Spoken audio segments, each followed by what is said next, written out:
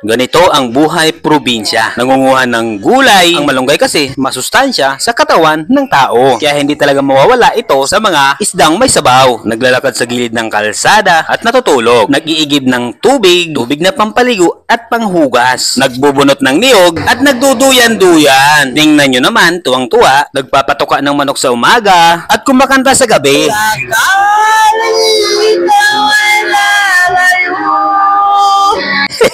Ang galing kumanta, di ba? So eto, habang dito kami nakatambay sa bahay, yung mga bata, tuwang-tuwa, nakita yung kanilang papa. Tingnan nyo naman yan mga pre. Ayan, talon ng talon yung baby ko. Habang ako nagbibideo sa kanya, siya naman, tuwang-tuwa. Ayan, tingnan nyo, talon ng talon nga mga pre.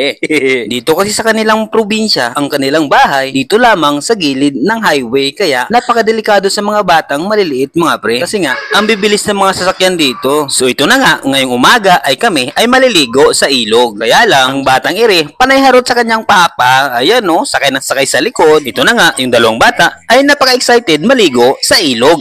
Ayan no, tumatakbo sila mga pre. Medyo malapit lang kasi yung ilog dito sa kanila. Pero kailangan pa rin namin magmumotor. Maya-maya nga lang, narating namin ang ilog na liguan namin. Pero ang dami pa lang naliligo dito at naglalaba. Sa sobrang excited ko nga maligo dito, hindi na ako nakapag-brief. Akala ko talaga kami lang dito maliligo, pero pagdating namin dito, ang dami pa lang naliligo rito sa ilog na ito. Teka lang, ano bang ilog to? Ba't ang sarap ng tubig? Ang linaw. Pero bakit sa Maynila ang itim-itim? Ba't ganon?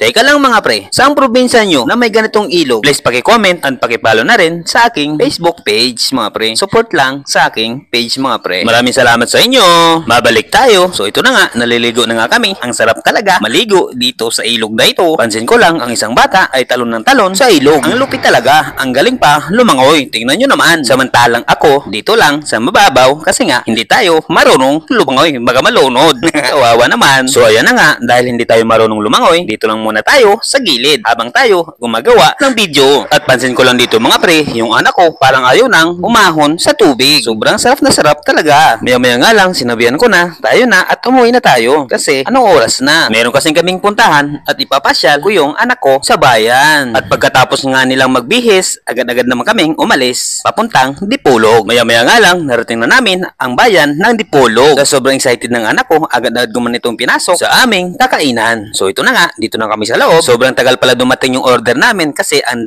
dami palang tao dito na kumakain, mga estudyante at sino-sino pa. Pansin ko lang dito, yung baby ko, sobrang excited at gutom na gutom na. Kamukhang kamukha mo talaga si Papa. Di ba mga pre? At grabe naman talaga mga pre, sobrang tagal naman yung order niya. Wala pa rin, gutom na talaga siya. Tingnan nyo naman, patawa-tawa lang.